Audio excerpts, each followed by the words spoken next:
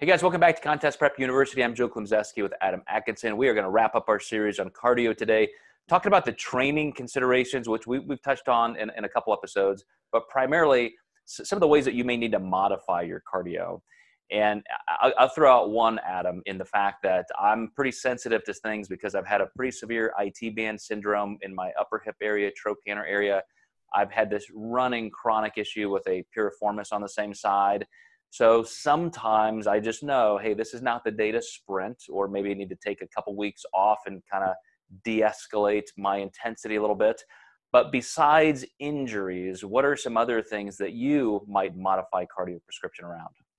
Yeah, I have a great case. I have a client who's a breast cancer survivor. She is on letrozole, which if people don't know, it's an AI that completely eliminates estrogen in her body.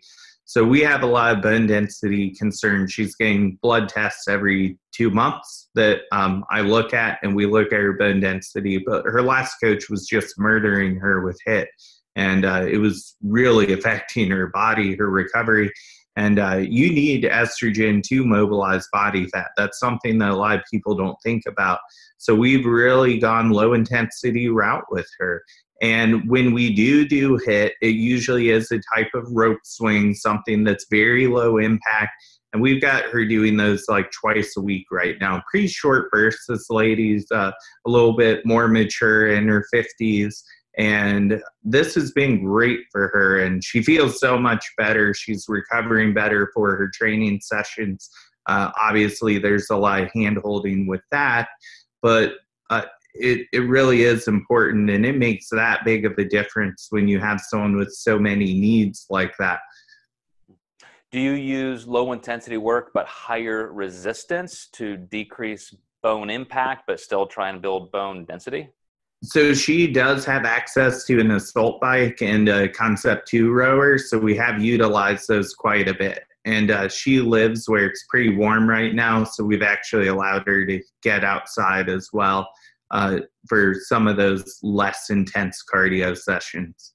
Mm-hmm. And the reason I thought of that is I know on my personal elliptical, there's a huge difference, and I would challenge everybody to really experiment with this.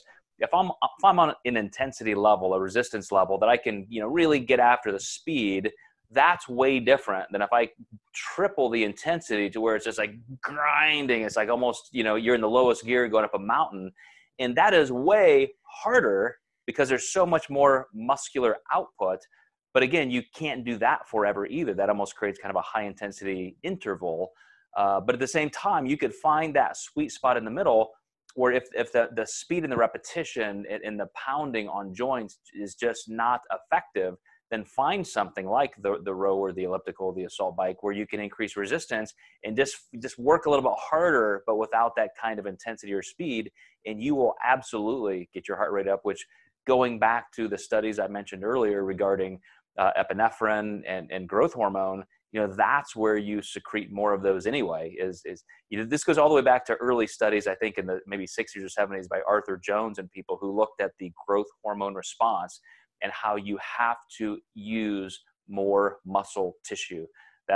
Those are really the beginnings of functional training. And a lot of people just don't realize how if you're just doing one motion, like running or biking, how really limiting that can be on what you could be deriving from your cardio. Yeah, absolutely. So when it comes down to the other types of training considerations, I think we've covered this thoroughly in terms of, not being too sore or that kind of thing. But are there any other things, Adam, that you look at in terms of saying, hey, you probably shouldn't do this, or on this day, do this only for these reasons? Or how specific do you get? Yeah, a lot of it comes back to the biofeedback to the client. How's their recovery? If they're recovering great, we will leave things alone. I don't know if you've seen this, but with COVID-19, a lot of people don't have access to their machines like they used to. I'm seeing a lot of shin splints right now. So we're doing a lot of moving around with things. First teaching people how to mitigate the issue in the first place, but the difference of running on a treadmill and having that almost cushion with the almost spring-like effect it has compared to running on pavement is completely different. and people are getting pretty beat up from that. So I've had to pull back and just teach people how to do cardio a little bit differently right now. You know, what's funny is every time I think I'm stumping you with a question, sometimes I think of something, I'm like, well, I don't know, this may not be one that we should throw out here in a podcast. You always come up with the perfect answer. So I think that's amazing. Always listen to the client. I mean, you should always, as a client, as a competitor, listen to your own body and just consider, am I really recovering? Why is this not working? I should be able to do this. Just really experiment. Spend some time jotting down those notes and go back through this series again and break up your cardio schedule for in that steady state versus interval. And then between those two categories, you can do low intensity, moderate, or high intensity, whether it's interval or steady state. So thank you, Adam, for this. I think this is a great series, and we'll see you guys next time in Contest Prep University.